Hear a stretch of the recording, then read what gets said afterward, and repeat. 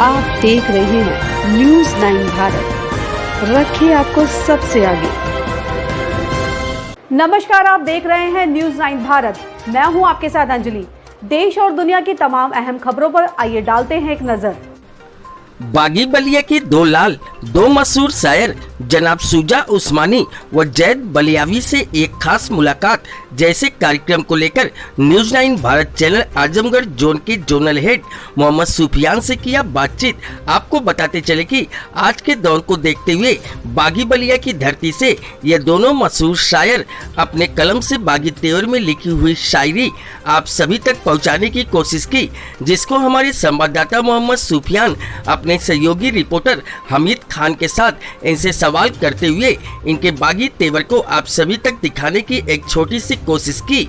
आइए दिखाते हैं इस स्पेशल रिपोर्ट में इन दोनों शायरों की शायरी को। आप देख रहे थे बलिया से न्यूज़ 9 भारत के लिए मोहम्मद सुफियान के साथ हमीद खान की ये खास रिपोर्ट। अस्सलाम वालेकुम, नमस्कार, आदाब। आपको बता दूं कि इस वक्त मैं मौजूद हूं उत्तर प्रदेश के बलिया जनपद के बेलथरा रोड नगर में और हमारे साथ दो ऐसे शख्स मौजूद हैं जो बागी बलिया के लाल भी हैं और कवि और शायर हैं, तो दोनों हमारे बीच में मौजूद हैं और आज हम न्यूज़ 9 भारत चैनल के तरफ से इनसे बातचीत करेंगे और अपने दर्शकों तक इनकी बातों को, इनकी प्यारी आवाज़ों को पहुँचाने की कोशिश करेंगे। तो हमारे साथ मौजूद हैं जैद बलियावी साहब और हमारे बगल में मौजूद हैं शुजा उस्मानी साहब। दोनों लोग एक अच्छे शायर हैं और सामाजिक आदमी भी हैं, समाज में भी एक अच्छा काम करते रहते हैं। तो आइए सीधे ले चलते हैं जैद बलियावी साहब के पास और इनसे बात करते हैं, क्योंकि अक्सर इनकी जो है लिखी हुई कविताएं और शायरी जो है आपको फेसबुक पे, यूट्यूब पे, मतलब सोशल प्लेटफॉर्म पे आपको मिल जाता होगा। तो आज हम इनसे बात करने इनके दरवाजे तक पहुँचे हैं। तो आपका जो है बहुत बहुत शुक्रिया है, आपने न्यूज़ 9 भारत चैनल से बात करना चाहा। बहुत बहुत धन्यवाद आपको भी। आप ये बताएं कि अभी जो देश के हालात हैं, जैसे आप देख रहे होंगे किसानों की आज बहुत दिनों से जो है देश की राजधानी दिल्ली में किसान अपनी मांग को लेकर के डटे हुए हैं और उनकी मांग है कि हमारे लिए एक अच्छा जो है सिस्टम बनाया जाए ताकि हमें कोई अड़चन न पैदा हो, हमें कोई दिक्कत ना आए, क्योंकि हम इस देश के रीढ़ की हड्डी माने जाते हैं। लेकिन सरकार उनकी बातों को जो है न मान रही है, मानने के लिए तैयार नहीं है। लेकिन जो शायर होता है, जो कलमकार होता है, वो अपने कलम से, अपने जादूगर आवाज़ से किसानों की आवाज़ों को उठाता रहता है। इस सरकार में तो आवाज़ उठाना भी गुनाह है, लेकिन आप तो अक्सर आवाज़ उठाते रहते हैं। तो आज हमारे दर्शकों को आप कुछ सुना दीजिए। सबसे पहले तो न्यू भारत 9 का सारे दर्शकों का इस्तकबाल करता हूँ। रही बात डरने की, तो कलम के सिपाही ऐसे होते हैं वो किसी से डरते नहीं। कलमकार की यही भूमिका होती है कि निडरता के साथ निष्पक्षता से लिखे अपनी बातों को और कहे। किसानों के समर्थन में हमने एक कविता लिखी थी, वो आपके चैनल के माध्यम से आपके दर्शकों को सुनाना चाहूँगा कि न चाहते हुए भी ऐसी बात कह रहा हूँ, दर्द में डूबकर जज्बात कह रहा हूँ। न चाहते हुए भी ऐसी बात कह रहा हूँ, दर्द में डूबकर जज्बात कह रहा हूँ। हमने देखा है देश में जो किसानों का हाल, बनकर हमदर्द उनकी आवाज़ कह रहा हूँ। इस देश को हरे से हरा बनाया है हमने, मानसून से लड़कर अनाज उपजाया है हमने। न छोड़ी कसर कोई अपनी मेहनतों में ज़ैद, इस देश को बुलंदियों तक पहुंचाया है हमने। न सर्दी न गर्मी की परवाह किए निकले थे, जय जवान जय किसान की आवाज़ लिए निकले थे। क्या पता था ऐसे टूट कर बिखर जाएंगे हम तो देश के साथ संवरने के आरमान लिए निकले थे। मेरी आवाज़ को न ऊपर उठाया गया, मेरे मरहम पे न ज़ख्म लगाया गया। मेरी आवाज़ को न ऊपर उठाया गया, मेरे ज़ख्मों पे न मरहम लगाया गया। आती है अखबारों में खबरें मेरी मौत की, मेरे दर्द को न उन तक पहुंचाया गया। राजनीति की गलियार मेरी आवाज़ को ऊपर उठाया तो जाए, राजनीति के गलियारों में पहुंचाया तो जाए। हमने भी बढ़ाया है शान इस देश का, अच्छे दिनों के चक्कर में हमें भुलाया न जाए। छोटे हाथों से बड़ी बात लिख रहा हूँ, मासूम कलम से उनकी औकात लिख रहा हूँ। चुनाव जीत कर बन जाते हैं वो रईसों के गुलाम, मैं तो बस गमगीन किसानों की आवाज़ लिख रहा हूँ। जिसे संवारना था देश वो बिखर रहे हैं। हमारे देश में किसान मर रहे हैं और क्यों न लिखे हमारी कलम भी उनका दर्द।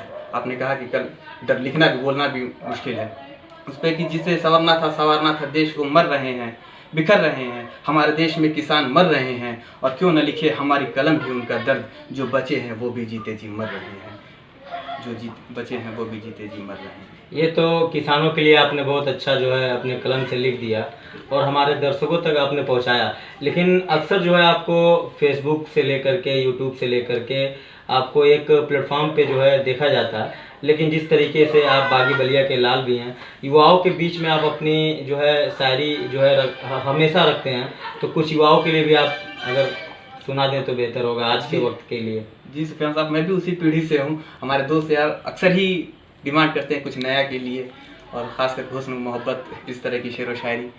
उस पर एक गज़ल है, वो भी सुना देते हैं आपके चैनल के माध्यम से कि खुले अंबर में सितारों को लरसता छोड़ दो, खुले अंबर में सितारों को लरसता छोड़ दो, मेरी आंखों को बादल सा बरसता छोड़ दो। वही राह दफ्तर है मगर ये डर है, वही राह दफ्तर है मगर ये डर है, कहीं ऐसा न कह दो तुम कि रास्ता छोड़ दो।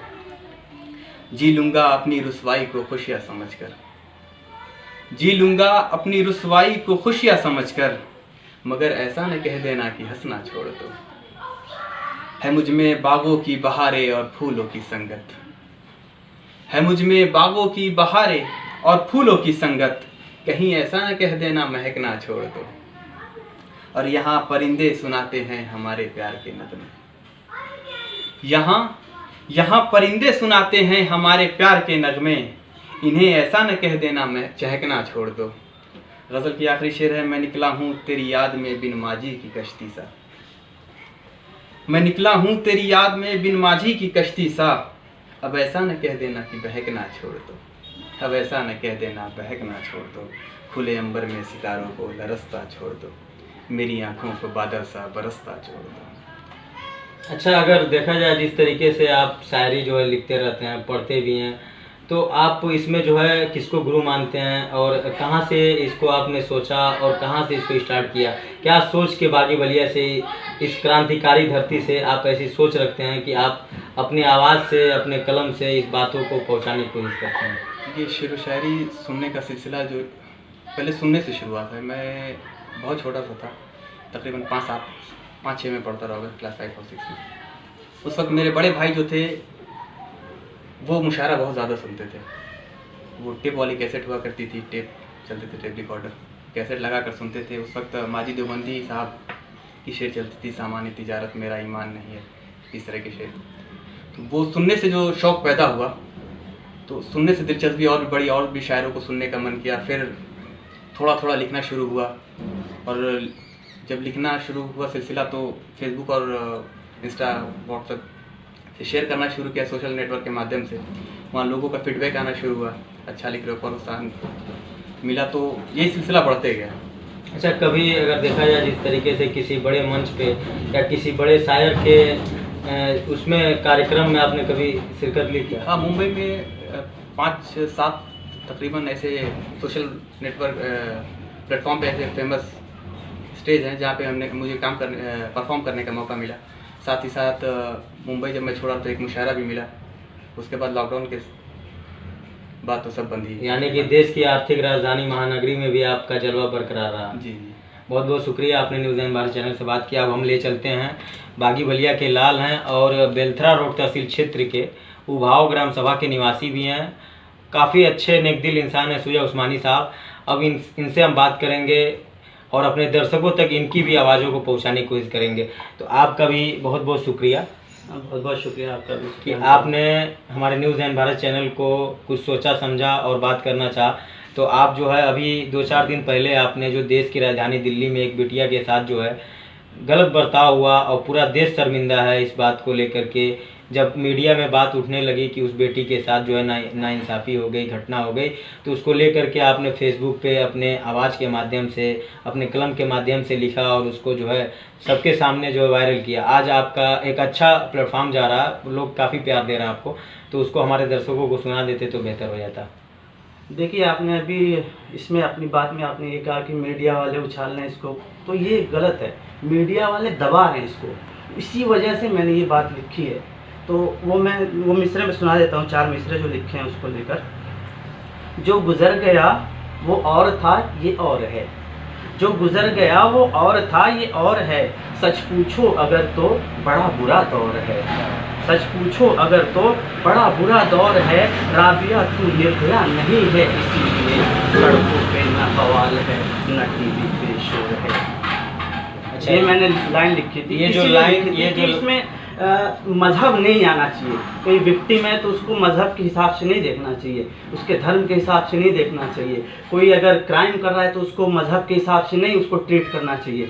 ये है मेरा मकसद इस लाइन को लिखने का। नहीं, जहाँ तक अगर आप सवाल कर रहे हैं मीडिया का, तो मीडिया पे तो आने के बाद ही तो मालूम चला कि यहाँ देश की राजधानी दिल्ली में नहीं, घटना वो हुई। जो एक मैं जो जिस मीडिया की बात कर रहा हूँ उसको गोदी मीडिया कहते हैं। वो नहीं, वो मेन जो मीडिया, मेन स्ट्रीम मीडिया है, वो इसको नहीं उठा रहा है। वो है, यानी कि मेरी आपको- शिकायत वो है जो ये कुछ हैं मीडिया वाले, कुछ हैं जो सही बात दिखाते हैं, कोशिश करते हैं, तो उनके माध्यम से हम लोग कुछ लोग जान जाते हैं, तो हम लोग फिर कोशिश करते हैं कि और लोगों तक पहुंचाया जाए सही तरीके से। तो मैं समझता हूँ कि पोइट्री एक सबसे अच्छा तरीका है जिसके ज़रिए जो है किसी को सही बात समझाई जाए तो बहुत दिल में उतरती है, सीधी बात।